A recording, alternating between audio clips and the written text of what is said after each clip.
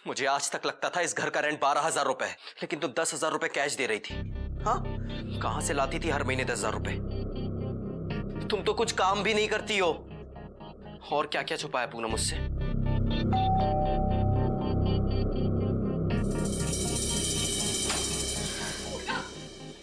भाभी क्या हो गया? आप क्यों रो रहे हो? घर पे पुलिस आई थी और आसिफ और वसीम के उठा के लेके गई। पर क्यों? क्योंकि पुलिस को ऐसा शक है कि कल रात पूनम के साथ जबरदस्ती करने की कोशिश उन दोनों ने की थी। क्या? पूनम, मुझे जानना है कि सच क्या है। पूनम, मैं सच जाने बिना नहीं मानूंगा। पूनम बोलो, क्या छुपा रही तुम मुझसे? पूनम प्लीज बोलो, मैं पूछ रहा हूं तुमसे कुछ।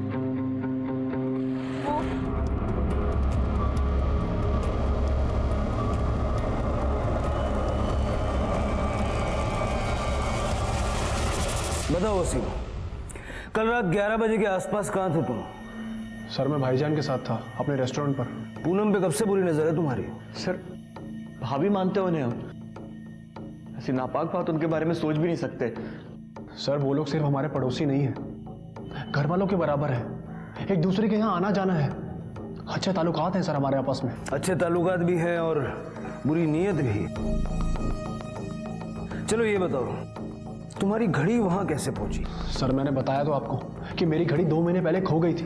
अब वो वहां कैसे पहुंची, किसने चुराई, मुझे नहीं पता सर। वो वहां कैसे पहुंची ये अगर तुम खुद बता दोगे तो बहुत अच्छा होगा, क्योंकि अगर हमने पता लगा लिया ना फिर बहुत तकलीफ होगी।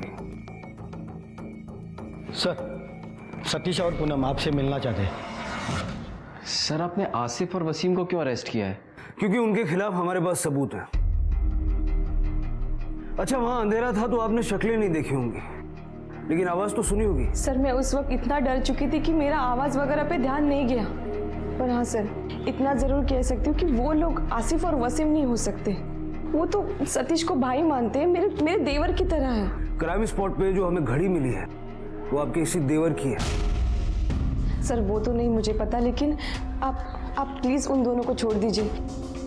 मैं यकीन के साथ कह रही हूँ कि ये काम वो लोग नहीं कर सकते। कर ले सर सोड़ा तेना। चला।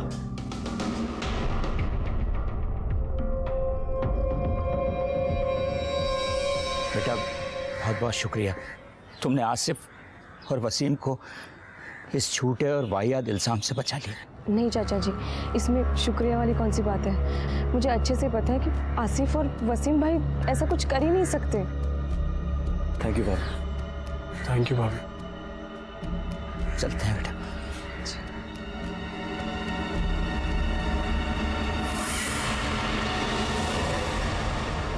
इन दोनों को फंसाने के लिए तुमने ये नाटक किया था ना, तो फिर बचाया क्यों?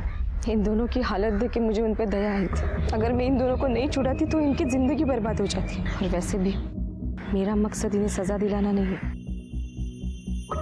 बस शक के घेरे में लेना, और वो हो चुके। पूनम, क्या ये सब करना जरूरी है? कोई और ऑप्शन नहीं है क्या? सतीश, मेरे पास अगर कोई ऑप्शन होता तो मैं ये सब कुछ क्यों करती, और वो भी रफीक चाचा के साथ।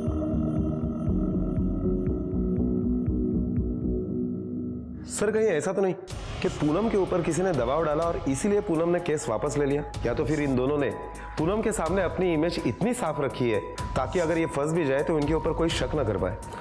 आई नो राणे, लेकिन अब विक्टिम खुद उनकी पैरवी कर रही है तो हम क्या कर सकते हैं?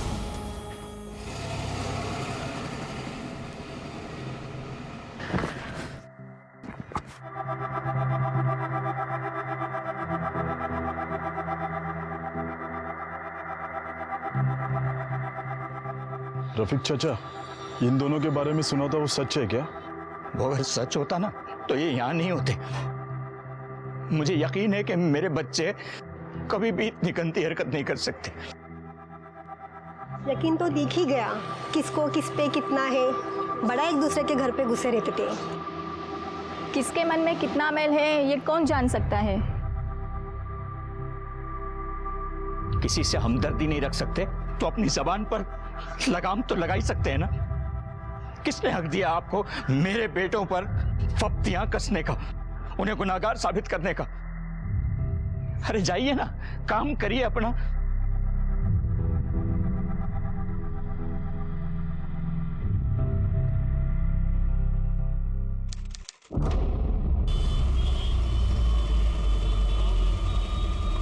पूनम ये जगह ठीक है। हाँ, अभी तुम मारना पीछे यहाँ सर पे, और थोड़ा जोर से मारना, सर पे लगना चाहिए। हाँ चलो जल्दी पूनम, जल्दी मारो पूनम। नहीं सतीश, मुझसे नहीं होगा। नहीं पूनम, पूनम हमें करना पड़ेगा ये। हाँ, हमारे पास इसके अलावा और कोई रास्ता नहीं है, हमें आगे की प्लानिंग करनी है। चलो डरो मत, मारो पूनम, जल्दी मारो, कोई आ जाएगा। पूनम मारो, पूनम पूनम पूनम मारो, पूनम मारो, पूनम मारो।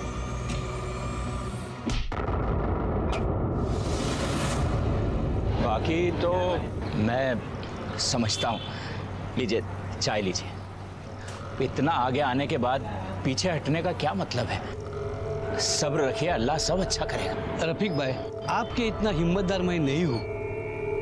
मुझे मेरे घर परिवार की चिंता है, मुझे माफ करना। अब हम आपका साथ नहीं दे पाएंगे।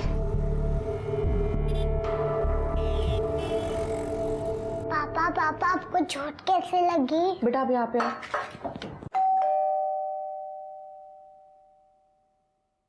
संभल के।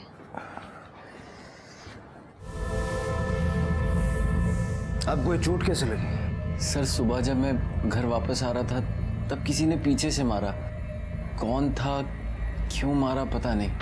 कब और कहाँ हुआ ये?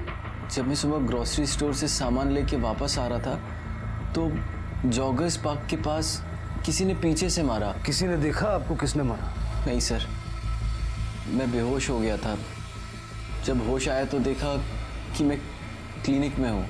सर वो इनके फ़ोन से कॉल आया था, उन्होंने कहा कि इनके सर पे चोट लगी है तो वो इन्हें डॉक्टर के पास लेके गए। किसने फ़ोन किया था, आप जानते हैं उसे? नहीं सर वो तो नहीं पता, जब तक वहाँ पे पहुँची वो निकल चुके थे। आपको किसी पे शक है? नहीं सर, वैसे तो किसी से कोई दुश्मनी नहीं है। बाकी अगर किसी के मन में कुछ हो तो मैं कह नहीं सकता।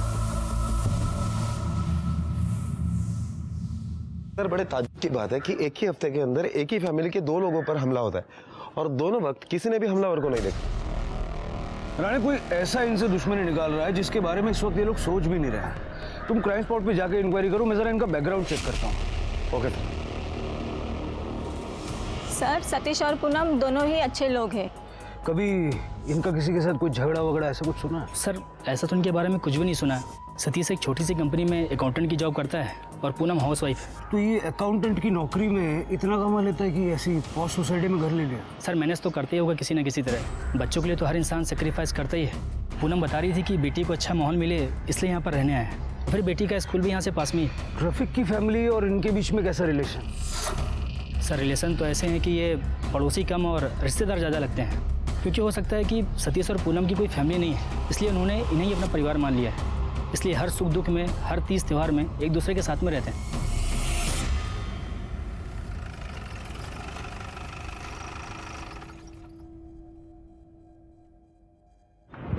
जगह तो यही बताई थी उसने।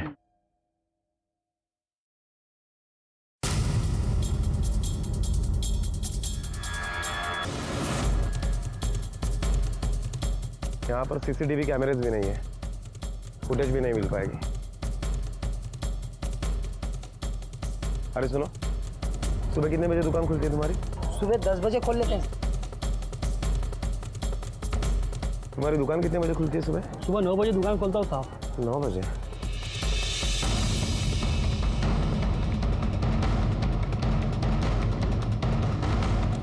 ये वसीम इस एरिया में क्या कर रहा है? साहब वसीम भाई का रेस्टोरेंट है आगे। पूनम सिर्फ सबीना से ही नहीं, वसीम और आसिफ के साथ भी बहुत घुल मिल कर रहती थी। आसिफ भाई रुको, आप मुझे मंदिर छोड़ दोगे? हाँ बिल्कुल, आइए ना, बैठिए। आसिफ कुछ 35 साल के आसपास है, लेकिन अभी तक उसकी शादी नहीं हुई है। और दूसरा वसीम है, जिसकी घर में बीवी है और सुना है बाहर कोई चक्कर भी चल रहा है।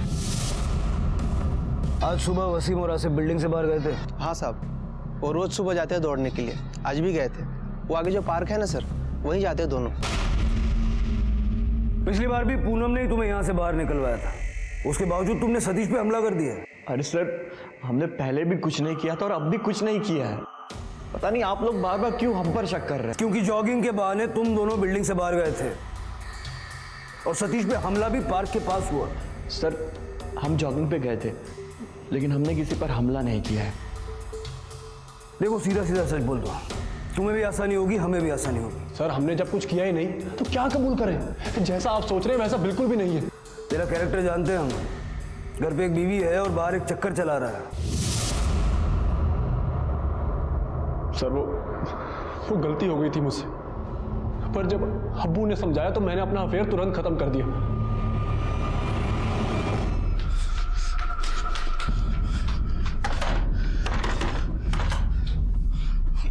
बेटा, मेरे दोनों बच्चों को पुलिस फिर से उठाकर ले गई। तो आपका कहना है कि वसीम और आसिफ ने आप पे हमला नहीं किया? सर, वो लोग मुझ पे हमला क्यों करेंगे?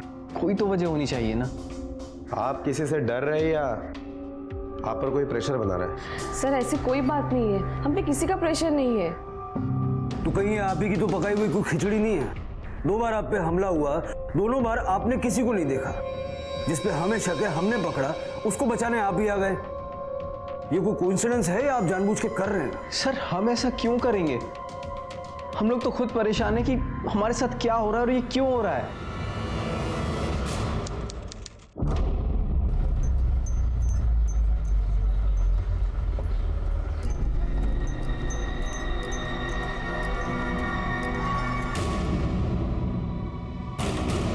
सर, मैंने सारे खबरियों को एक्टिवेट कर दिया है। सर सर सर सर मेरी बेटी कहीं खो गई है, काव्या है उसका नाम। वो मैंने उसके स्कूल जाके भी देखा, वो वहाँ पे भी नहीं है। सर सर प्लीज मेरी बच्ची को ढूंढ लीजिए सर, प्लीज। आपने उसके स्कूल फ्रेंड्स के यहाँ पर पूछताछ की? हो सकता है कि वो किसी फ्रेंड के साथ उसके घर पर गई हो। नहीं सर, मैंने सब जगह देखा, वो कहाँ पे भी नहीं है। सर प्लीज प्लीज मेरी बच्ची को ढूंढ दीजिए। आप पहले शांत हो जाइए, आपकी बच्ची को हम ढूंढते हैं, आप घबराइए मत, आप पहले बैठिए।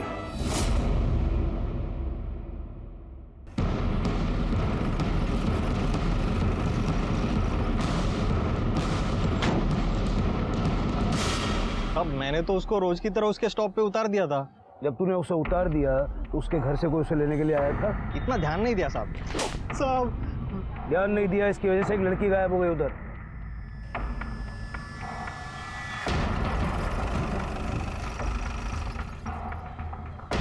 राणे, जरा आसपास पूछताछ करो। ओके।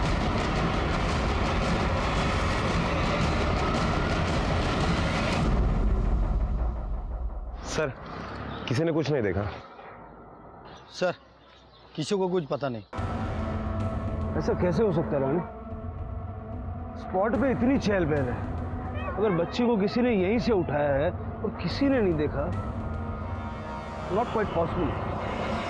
आसिफ काव्या से बहुत प्यार करता था, वो उसका काफी ख्याल भी रखता था। कितनी बार तो काव्या को आसिफ स्कूल बस से घर भी लेकर आए हैं, क्योंकि काव्या का स्कूल का टाइम और आसिफ और वसीम का लंच टाइम सेम है।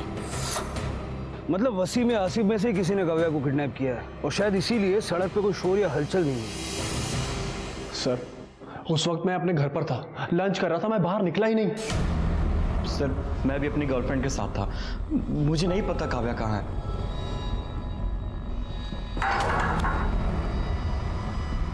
राणे, इन दोनों के बयान में कितनी सच्चाई है जरा चेक करो, और जरा ये सतीश और पूनम की इंक्वायरी भी निकालो।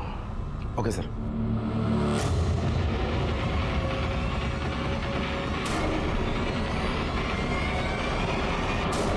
सर, वसीम और आसिफ के कॉल लोकेशन के डिटेल्स आ गए। सर, मोबाइल लोकेशन की डिटेल से पता चल रहा है कि वसीम का फोन उस दिन उसके घर पर ही बंद हो गया था और आसिफ के मोबाइल का लोकेशन घर से दूर था। हमने उसके गर्लफ्रेंड से भी वेरीफाई किया तो उसने बताया कि उस दिन आसिफ उसी के साथ था। राणे, ये दोनों थोड़े होशियार तो हैं, हो सकता है इन्होंने जानबूझकर अपने मोबाइल का लोकेशन इस तरह रखा जिससे हम गुमराह हों, और आसिफ के गर्लफ्रेंड भी उन्हें बचाने के लिए हो सकता है झूठ बोल रही है। सर, रफीक आया है, उसने वसीम और आसिफ की कोर्ट से बेल करवा ली है।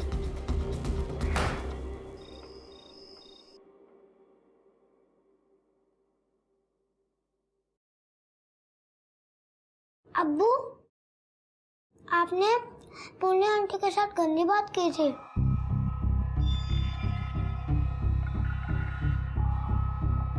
सब लोग इसके बारे में बात कर रहे हो। जावेद, क्या बदतमीजी है?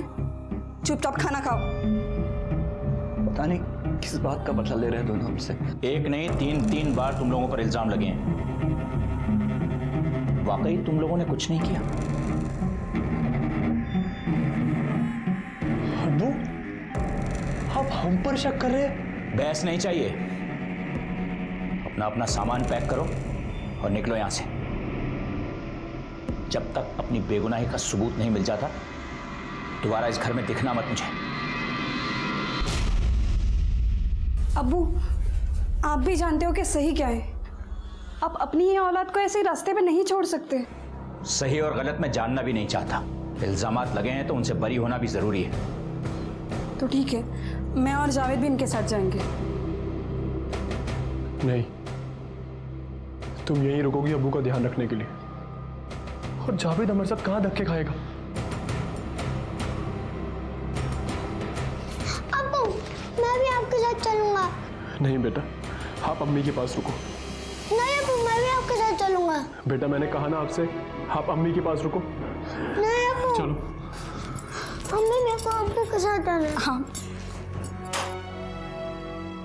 मेरे को अब्बू के साथ हाँ, जाना है। चलो, अंदर चलो।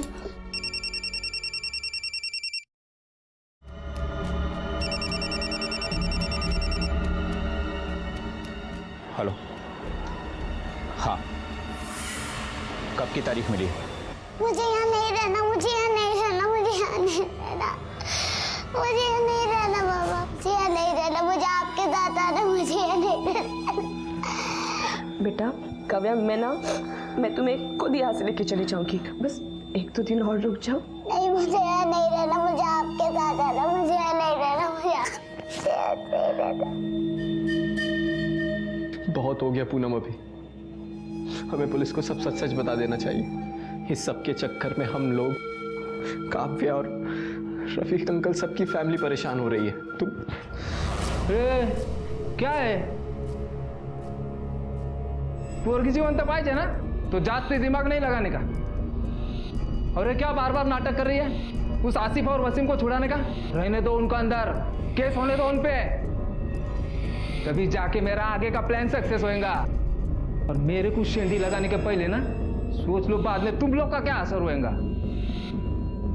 जब तक मैं नहीं बोलता है वो चीज रिच रहेगी, समझे क्या?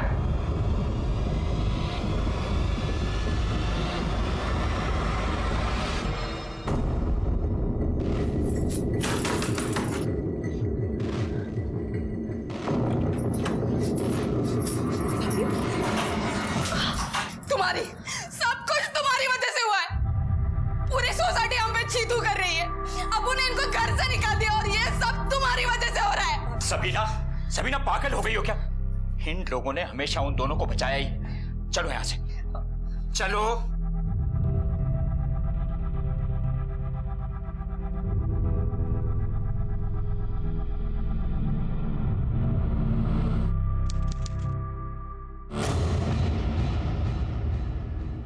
सारी दुनिया हमें गलत समझ रही है। कैसे अपनी बेगुनाही साबित करेंगे हम? ये पूनम और सतीश ने हमारे साथ अच्छा नहीं किया। सतीश और पूनम की चालाकियों का जवाब अब देना पड़ेगा।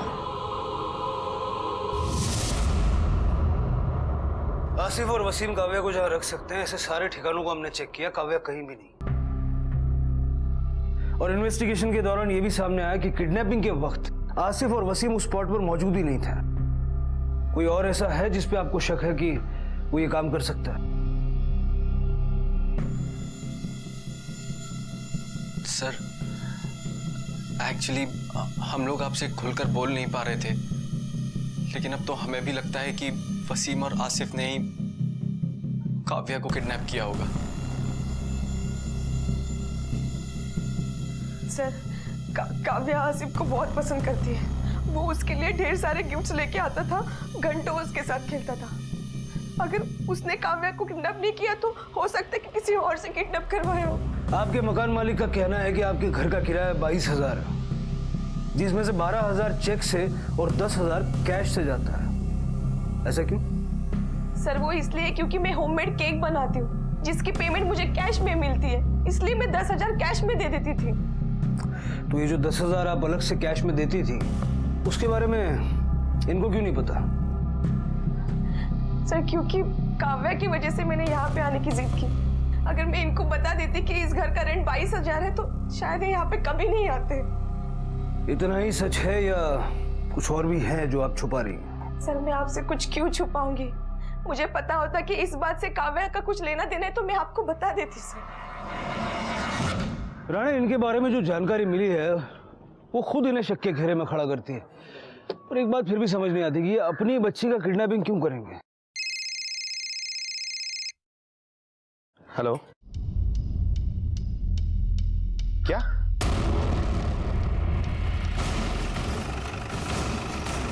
साहब, मैंने आपको कॉल किया था। बॉडी कहाँ है? इधर है सर।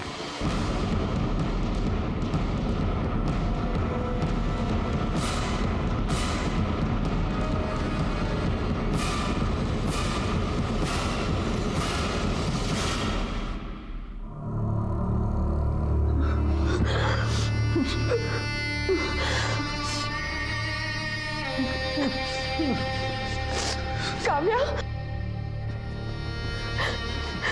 काव्या, काव्या।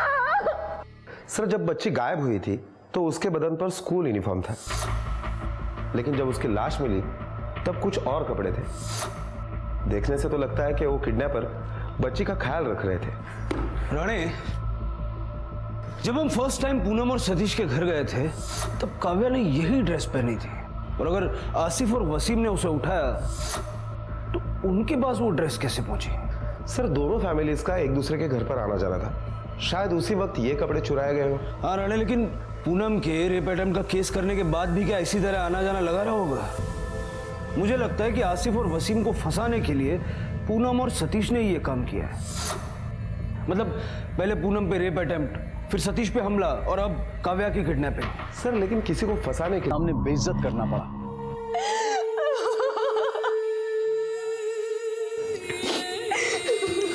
जिस दरिंदे ने ये किया है ना, अल्लाह उसे सख्त से सख्त सजा दे।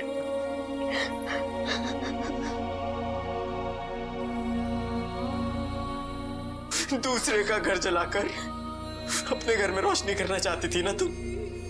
उस आग ने रोशनी की जगह तुम्हारे घर को ही जला के राख कर दिया। सतीश, मैंने किसी लालच में नहीं बल्कि काव्या और तुम्हारी जान बचाने के लिए सब। जान बचाने के लिए, जान लेने के लिए? हाँ, कहाँ है काव्या? बचा पाई तुम काव्या की जान? मैंने सबके भले के लिए। बकवास बंद करो और अपनी भलाई ना अपने पास रखो।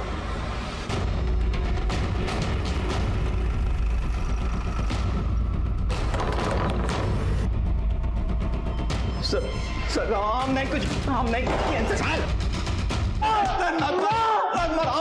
किया सर। सही बता रहा हूँ सर। बोलो, क्यों मारा काव्या को? सर, हमने नहीं मारा सर उसे। हम तो उसे आपके पास लाना चाहते थे ताकि अपनी बेगुनाही साबित कर सके सर। हमारे पास लेकर आ रहे थे मतलब? सर, हमें लगा कि सतीश और पूनम हमें जानबूझकर फंसा रहे हैं और उन्होंने काव्या को गायब किया है, इसीलिए हम लोग सतीश के गोडाउन पर गए और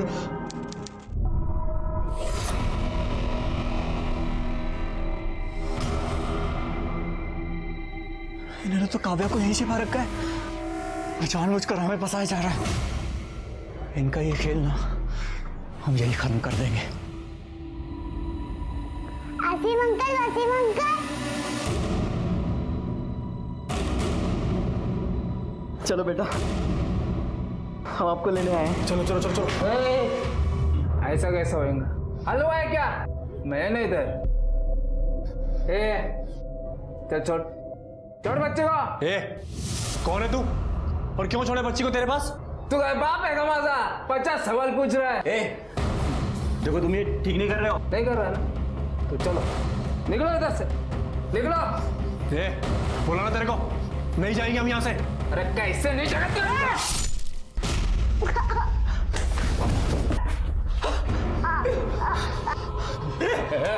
काव्या!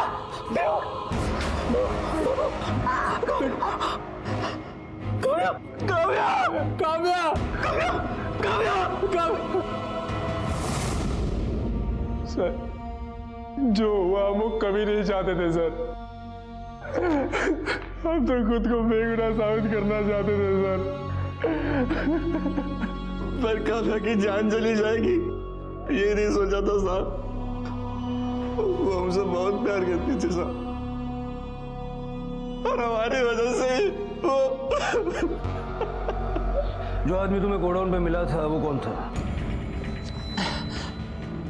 मालूम नहीं साहब, शायद सतीश और पूनम उसको जानते होंगे, क्योंकि काव्या को सतीश के गोडाउन पर रखा गया था।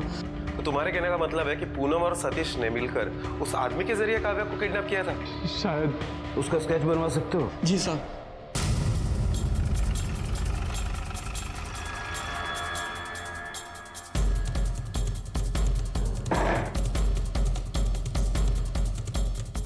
अंदर देखो सब तरफ। सर ये देखिए खाने के पैकेट्स, लगता है यहाँ पर कोई रह रहा था। सर ये देखिए काव्या के स्कूल के कपड़े। मतलब शायद वसीम और आसिफ सच बोल रहे हैं, पूरे एरिया की पूछताछ करते हैं।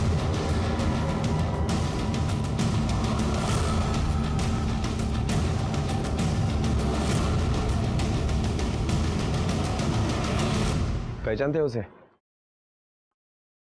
अरे हाँ साहब, 3-4 दिन से मेरे यहाँ से चिप्स, चॉकलेट और ब्रेड लेके जाता था साहब। कौन था, कहाँ से था, कुछ मालूम है? इतना डिटेल तो मालूम नहीं साहब। मामा कुर्ता पैजामा और टोपी पहनता था और नासिक साइड की मराठी बोल रहा था। राणे जरा पता करो कि पूनम और सतीश की फैमिली और रफीक की फैमिली में से नासिक की तरफ किसका कनेक्शन पड़ता है। हेलो जी, मैं शिरपुर पुलिस स्टेशन से PSI सचिन कामले बात कर रहा हूँ। आपने जिस आदमी का स्केच भेजा था उसका नाम संतोष यादव है, वो यही नासिक का ही रहने वाला है। उसके खिलाफ 2 एक्सटॉर्शन के केसेस है, उसका क्रिमिनल रिकॉर्ड है। पहले वो सखाराम नाम के नेता का राइट हैंड था, आजकल सखाराम मर्डर केस में अंदर है। मुझे संतोष यादव और सखाराम इन दोनों के बारे में आपके पास जितनी भी इंफॉर्मेशन है तुरंत भेज दीजिए। Okay sir. सिर्फ संतोष ही नहीं बल्कि सतीश और पूनम इन दोनों का गांव भी शिरपुर ही है, और शिरपुर के बाजू वाले गांव में ही वसीम और आसिफ भी रहते। सर जब आसिफ और वसीम इन दोनों का बैकग्राउंड चेक किया तो पता चला कि इनका बाप रफीक एक मर्डर केस में आई विटनेस है। सखाराम का एक चुड़बैया नेता मर्डर केस में अंदर है। पिछले 6 साल से सुनवाई चल रही है और आने वाले 8 दिनों में आखिरी तारीख भी है। अब मामला समझ में आया। रफीक अपने बयान से कोर्ट में मुकर जाए इसलिए उसके बेटों को फंसाया जा रहा है। अब ये काम सिर्फ संतोष का है या पूनम और सतीश भी इसमें मिले हुए हैं, ये तो उनसे ही पता चल सकता है। 1 मिनट सर। हेलो, क्या?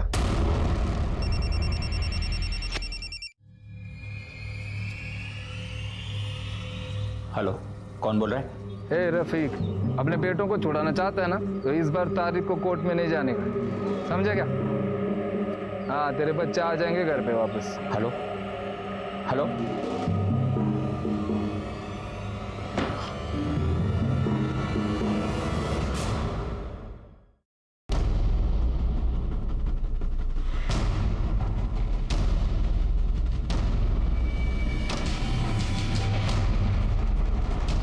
राणे चाबी वाले को बुलाओ।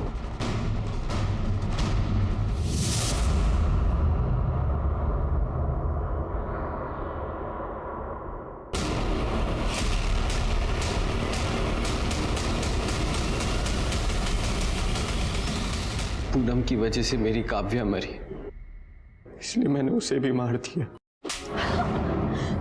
बकवास बंद करो और अपनी भलाई ना अपने पास रखो।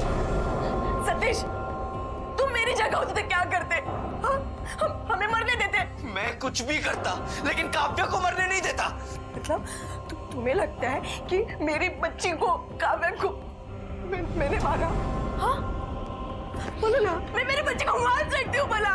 क्यों बोला तुमने? मैंने मारा मेरी बच्ची को? हाँ। तूने मारा मेरी बेटी को? तूने ही मारा मेरी बेटी को।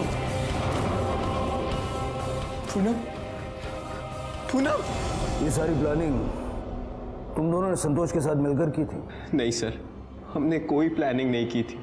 उल्टा संतोष हमारी मजबूरी का फायदा उठा रहा था। मैं और पूनम तो एक दूसरे से प्यार करते थे, शादी करना चाहते थे, बस हमारी जात अलग थी। इसलिए पूनम के परिवार को और गांव वालों को ये सब मंजूर नहीं था। हमारी जान लेने पर तो लेते सब, इसलिए वहां से भागकर हम लोग मुंबई आ गए। और फिर एक दिन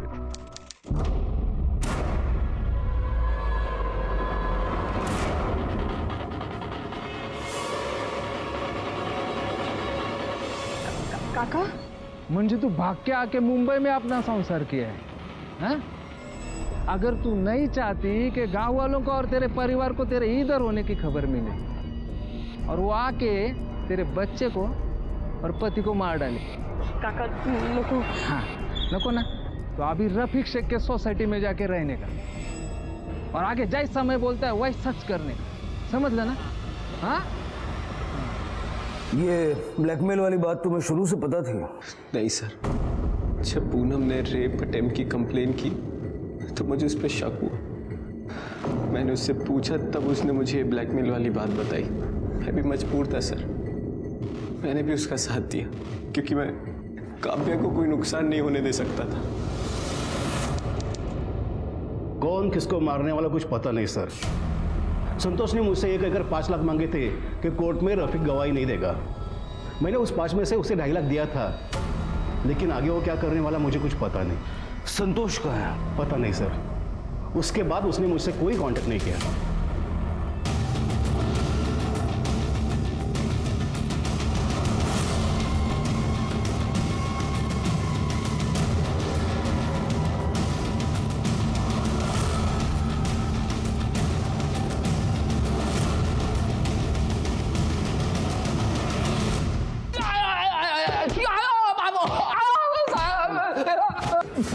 बोल। साहब, सकाराम भाऊ के केस में रफीक मुख्य गवाही था। रफीक बहुत आदर्श वाला है ना, तो वो टूटने वाला नहीं था।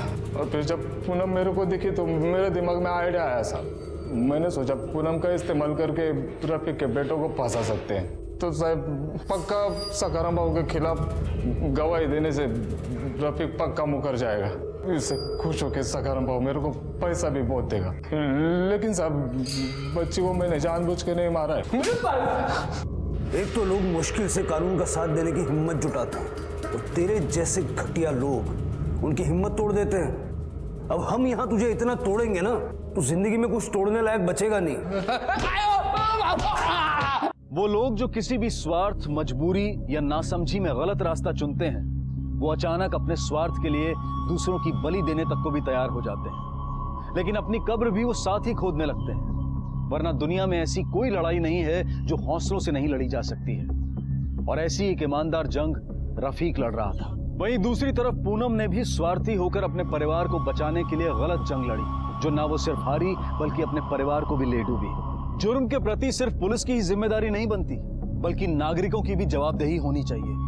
इसलिए जब भी आपके साथ कुछ गलत हो या आप किसी और के साथ गलत होता देखें, तो इसकी सूचना पुलिस को जरूर दें। इसी विचार के साथ अब मैं अनूप सोनी आपसे विदा लेता हूं।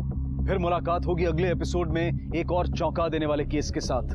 तब तक अपना और अपने परिवार का ख्याल रखें और देखते रहें क्राइम पेट्रोल डायल 100। सबक एक को सीख हम सबको। जय हिंद।